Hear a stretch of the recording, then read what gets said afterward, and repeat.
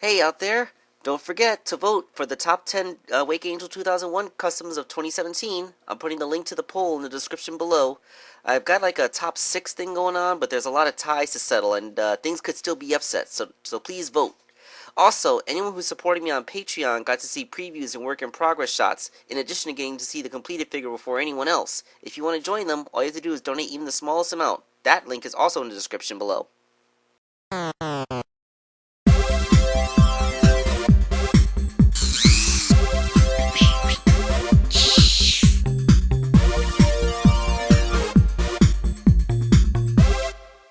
Hello out there, Wake Angel 2001 coming at you with another commission for Ryanic. This one is Cassisa, the Pronghorn, younger of the Pronghorn sisters, one of the egg bosses. Of course, this is another character from the comic book, so as per tradition, we're going to go over a little bit of her backstory right here. Cassisa is the younger sister of Clove, who is, of course, the egg boss. She obviously has significantly more cybernetic parts than her sister does. As you can see, her jaw, eyes, ears, and they say her lungs are also cybernetic. This is because she suffered from a fatal condition that only Dr. Eggman's cybernetics could save her from. But the cybernetics don't cure her condition, merely manage it. So in order to stay alive, she requires constant upgrades and upkeep from that only Dr. Eggman's resources can provide. This is how he forces loyalty from Clove, although Clove never really told her that. As far as Cassisa believes, they're just waiting for an opportunity to get away. There was really only one story arc where Cassisa was that important. It was where she confronted Bunny in retrieving one of the Chaos Emeralds. She tried to keep it for herself so that she could impress her big sister Cassisa and do good in Dr. Eggman's eyes. But she decided to give it to Bunny anyway because for the greater good. Well, with the whole planet about to be destroyed by being shattered apart and them needing the Chaos Emeralds to fix it. So yeah, that was a thing. Alright, so sadly that's really all there is to say about Cassisa for now. Let's just make her toy.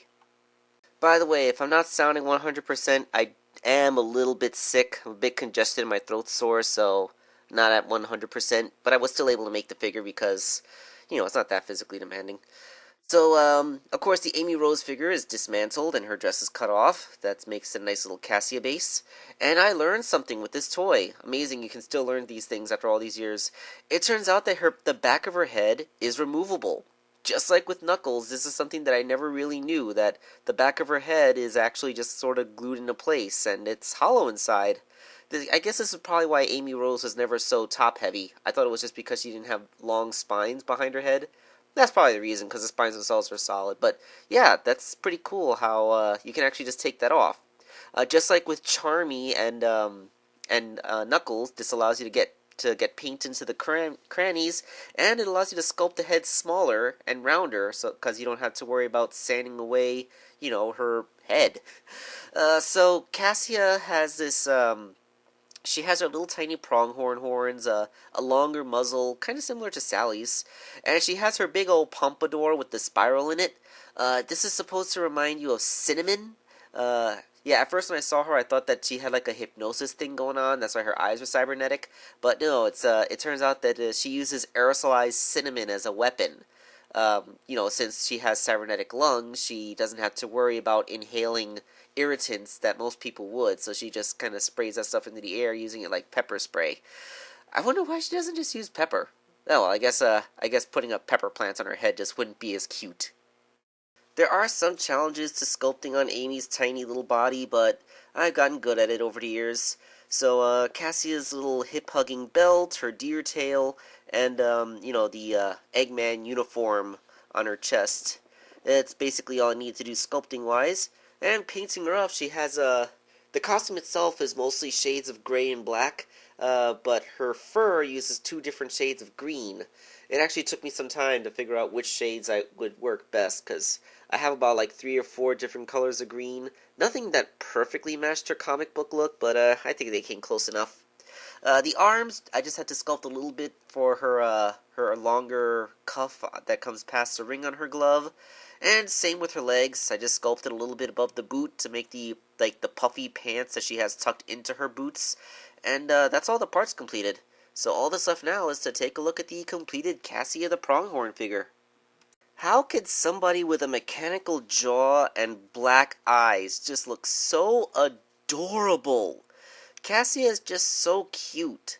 They really wanted to make her one of the more sympathetic of the egg bosses because, well, she's only 13 years old in the comics. She's still a kid. I mean, she's, well, within context of the comics timeline where all the characters are older than they are in the video games, she's probably close to Tails' age. But, yeah, she's just so cute. Like, it's hard to believe that something so adorable could be so evil. Then again, it is the Sonic the Hedgehog universe. You really only have cute things. I mean, even Infinite's kind of adorable in all of his angsty teenage glory. Oh, look at you. You got your little mask on, just like the big boy. Okay. Oh, sorry about that. Alright, so that's Cassia. I guess I could just go ahead and spoil that Clove is also going to come, because you're not going to make one sister without making the other. But yeah, please remember to vote for the top 10. I want to get that settled hopefully by the end of this week, because last year I had to put up a second poll and all that. See you next